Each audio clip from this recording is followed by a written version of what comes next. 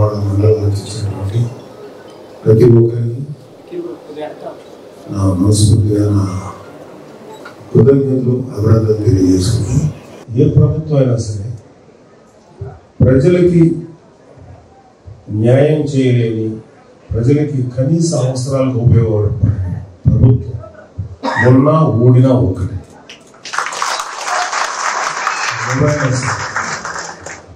ఎందుకంటే 2020లో corona virus వచ్చింది, చాలామంది ప్రజలు చచ్చిపోయారు.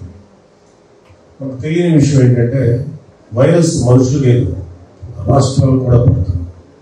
2019లో వైసీపీ అనే వైరస్ ఆంధ్ర రాష్ట్రానికి పడింది.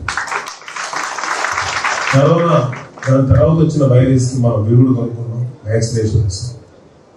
ఇప్పుడున్న వైసీపీ వైరస్కి జనసేన టీడీపీ అలయన్స్ అనే వ్యాక్సిన్ ఉంది, త్వరలోనే వైరస్ లాగా ఆంధ్రప్రదేశ్ పట్టి పిలుస్తున్న ఈ ప్రభుత్వాన్ని ఖచ్చితంగా దించి తీరాలి. ఆ విధంగా మనం ఏ విధంగా ఆలోచించాలి? ఇప్పుడు ఇవాళ దాని మీద మనం గట్టిగా పోరాటం చేయాలి. ఇప్పుడు ఇంకా మాకు గ్రూపులు ఉన్నాయి, లేదా అతను మాకు సరిగ్గా చేయట్లేదు, మమ్మల్ని పిలవలేదు ఉన్నారు. నాకు అవి జరగలేదని కాదు. ఇవాళ ఇప్పుడు మనకి ఎలక్షన్ టైం దగ్గర పడుతుంది, త్వరలో నోటిఫికేషన్ వస్తానన్నారు. మనం వైసీపీని ఎలాగ దించి మనకు జరిగిన అన్యాయానికి ఎలాంటి పరిష్కారాలు చూపాలో దాని దిశగా ఆలోచించాలి తప్ప నాకేంటి, లేకపోతే సతీష్ ఏంటి, రమేష్ ఏంటి, లేకపోతే విజయ్ కుమార్ గారికి ఇవన్నీ సెకండరీ. ప్రజలకి ఏంటి అనేది ఒకటి మాత్రం మనసులో పెట్టుకోవాలి. మన ఆడపడుచులకి ఏంటి అనేది ఒకటి ఆలోచించుకోవాలి. అంటే మాకు ఇవన్నీ ఇష్యూస్ అన్ని ఖచ్చితంగా సాల్వ్ చేయగలిగేటువంటి ఇష్యూస్, సాల్వ్ చేయలేకపోయినా కోర్టులోనైనా సరే పోరాటం చేయగలిగే ఇష్యూస్. ప్రతి దానికి కోర్టులు ఉన్నాయి. ప్రభుత్వం అంటే మంచి ప్రభుత్వం ఉంటే, అలాంటి ప్రభుత్వాలు ఉంటాయి, వస్తాయి. మన రాబోయే ప్రభుత్వాలు నేను మిమ్మల్ని రిక్వెస్ట్ చేసేది ఏంటంటే, ముందు ఈ అభిప్రాయ భేదాన్ని పక్కన పెట్టి కలిసికట్టుగా పోరాడాలి. అలాగే టీడీపీ ఎక్కడ నిలబడినా సరే మన జనసైనికులు వాళ్ళకి సహకరించాలి.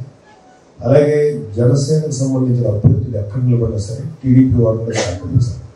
ఎందుకంటే మీరు ఇక్కడ సహకరించాలి, చేసినట్టుగా చేస్తే మీరు ఇక్కడ నుంచి ఇక్కడ ఉన్న మన జనసైనికులు ఒక టీడీపీ అభ్యర్థులు లేకపోతే జనసేన అభ్యర్థి గురించి మాట్లాడాల్సింది.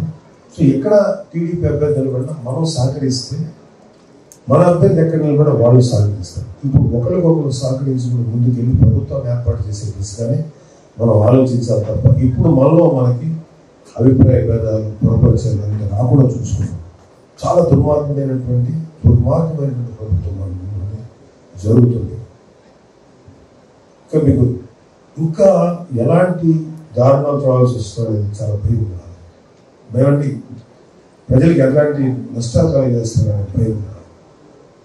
ఇలాంటి వాళ్ళని గద్దె దించదు. అంటే ఇవాళ వైసీపీ ప్రభుత్వంలో ఎవరిని చూసినా అహంకారం తలకెక్కేసి నోటికి ఎంత వస్తే అంత మాట్లాడతా, ఎలా పడితే అలా బిహేవ్ చేస్తా, ఇష్టం వచ్చినట్టు ఇష్టారాజ్యంగా ప్రజలను దోచుకుంటా. ఇలాంటి వ్యక్తుల్ని మనం ఎంతకాలం భరిస్తాం? ఇవాళ నేను వైజాగ్ లాస్ట్ టైం కూడా వచ్చి తిరిగాను. ఉత్తరాఖండ్ ఎక్కడ చూసినా ఒక పారిశ్రామికవేత్త జోలుకు, ఒక వ్యాపారవేత్త జోలుకు వెళ్ళారు. ఏదో అవసరమో లేకపోతే వాళ్ళు ఏదో దీనికోసం వాళ్ళ ప్రయోజనం కోసం అంటే. కానీ ఈ వైసీపీ ప్రభుత్వంలో ఉన్న ఆఖరి కార్పొరేటర్తో సహా కామన్ మ్యాన్ జోలికి వస్తున్నారు.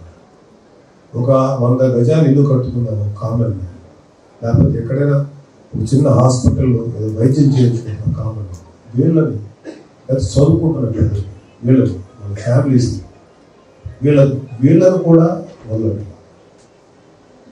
మనం గుర్తుపెట్టుకోవాల్సింది ఏంటంటే, ఏ ప్రభుత్వం అయితే సామాన్యుల జోలికి వచ్చి సామాన్యుల జీవితాన్ని చిందరవందర చేస్తుందో అటువంటి ప్రభుత్వాన్ని చెవులు పట్టి మెలేసి కూర్చోబెట్టి వాళ్ళని గద్దె తెచ్చడానికి ప్రజలు పరిస్థితిలో ఉంటారు. ఆ టైంలో ఒక జనసేన ఉండొచ్చు, ఒక టీడీపీ ఉండొచ్చు, ఈ రెండు కలిసి ప్రభుత్వాలు ఉండొచ్చు.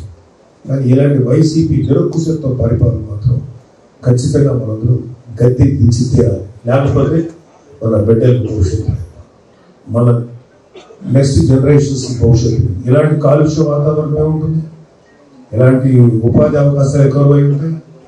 ఈ ఉత్తరాంధ్ర లాంటి బ్యూటిఫుల్ జిల్లాలు, ఈ మూడు ఎంత అద్భుతమైన జిల్లాలు అంటే, నేను విదేశాలు తిరుగుతున్నప్పుడు ఎంతటి బ్యూటిఫుల్ గ్రీనరీ అన్ని రకాలు ఉన్నా సరే ఎంత బాగుంది. మన ఉత్తరాంధ్ర ఎందుకు అంత వెనుకబడింది, ఎందుకు వలస వెళ్ళిపోతే ఆలోచిస్తే కేవలం నాయకుల యొక్క అలసత్వం, నాయకుల స్వప్రయోజనాలు తప్ప ప్రజల యొక్క ఏవి పట్ల.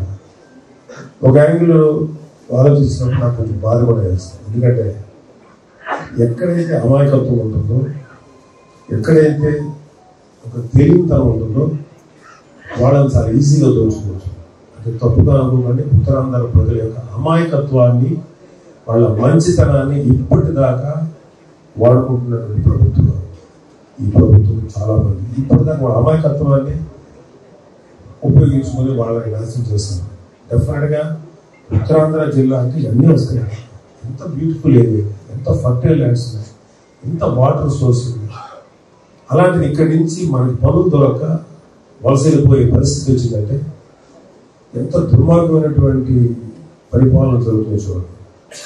ఖచ్చితంగా చూడండి, మీరు జనసేన టీడీపీ అలయన్స్ ప్రభుత్వం మీకు ఖచ్చితంగా మార్పు తీసుకొస్తుంది. ఖచ్చితంగా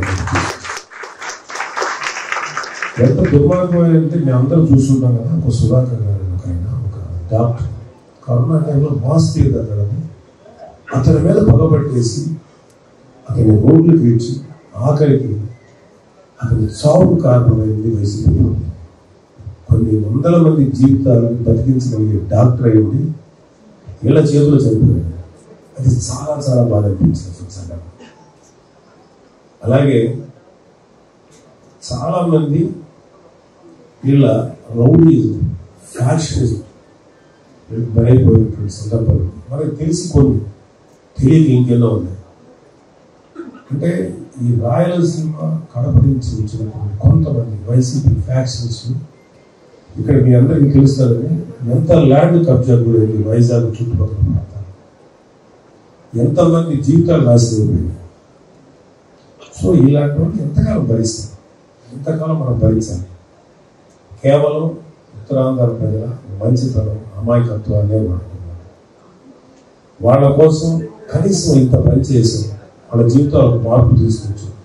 ఉత్తరాంధ్ర నుంచి వలస వెళ్లకుండా కనీసం మనం ఆపగలిగాం. ఇప్పుడు వాళ్ళకి వాళ్ళుగా బతకగలిగేటువంటి అవకాశం, లేకపోతే ఉపాధి కల్పించగలిగే అవకాశం మనం ఇచ్చాం. ఇది కదా ప్రభుత్వాలకు కావాల్సినటువంటి కనీసపు అవగాహన, లేకపోతే చేయాల్సిన బాధ్యత.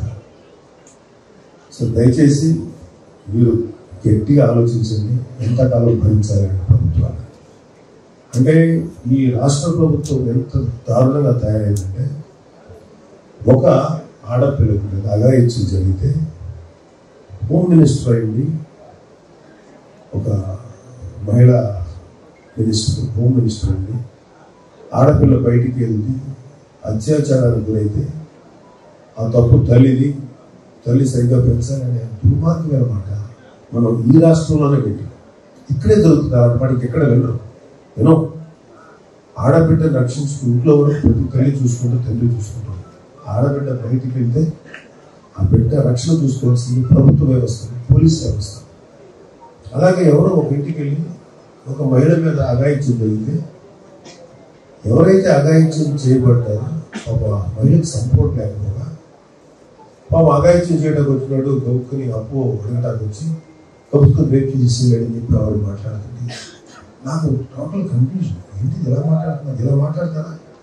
ప్రభుత్వానికి సంబంధించినటువంటి మినిస్టర్స్ వీళ్ళ ఇలా మాట్లాడారు. మన బొత్స గారు గౌరవీయులు, బొత్స గారు నాకు అనిపించిన గౌరవం. కానీ ఆయన కూడా చదువు ఎక్కువైపోయి నిరుద్యోగం వచ్చిందంటాడు. అది ఏమన్నా అలాగే ఇక్కడ ఇంకొక మినిస్టర్ ఉన్నారు ఉత్తరాంధ్ర, ధర్మాన ప్రజలకి ఈ సంక్షేమ పథకాలు కావాలా, రోడ్లు కావాలా? ఏది ముఖ్యం అంటే రెండు ముఖ్యమే. ప్రతి ఇచ్చి తీరాలి. రోడ్లు లేకుండా నువ్వు సరఫరా చేయగలుగుతావా, అభివృద్ధి చేయగలుగుతావా అంటే రెండో ఒక ఇష్యూ ఏంటంటే ఉపాధి. ఇవాళ ఒక 18-19 ఏళ్ళు దాటిన తర్వాత నుంచి ఇంకా ఎంతకాలం రా అని తల్లిదండ్రులు అనొచ్చు, ఏదైనా జాబ్ చూసుకోవడం అనొచ్చు, ఏదైనా పని చేసుకోరా, కుటుంబానికి అండగా ఉండాలి అనుకుంటే వాళ్ళకి ఆ ఉపాధి కల్పించలేకపోతే ఆ కుర్రోళ్ళు ఏం చేస్తారు? యువతకి ఉపాధి కల్పించినటువంటి ఏ ప్రభుత్వం అయినా దిగి తీరాల్సిందే. జనసేన టీడీపీ అలయన్స్ ముందుకెళ్ళినా మనకి జరగాల్సిన ప్రతిదీ జరిపించుకుందాం. మన ఆడపడుచులు కాపాడుకుందాం, మన యువతను కాపాడుకుందాం, మన భవిష్యత్తును కాపాడుకుందాం, మన రాబోయే జనరేషన్స్ యొక్క జీవితాలు మనం కాపాడుకుందాం, పొల్యూషన్ తగ్గించుకుందాం, ఈ దురాక్రమణను తగ్గిద్దాం. ఎవరైతే దురాక్రమణ చేస్తారో వాళ్ళందరికీ న్యాయబద్ధంగా చట్టబద్ధంగా బుద్ధి చెప్పి అన్యాయం జరిగిన వ్యక్తికి న్యాయం చేద్దాం. అందరం కలిసినట్టుగా పోరాడదాం. మీ అందరి సహకారం కోరుతూ మనస్ఫూర్తిగా థ్యాంక్ యూ వెరీ మచ్.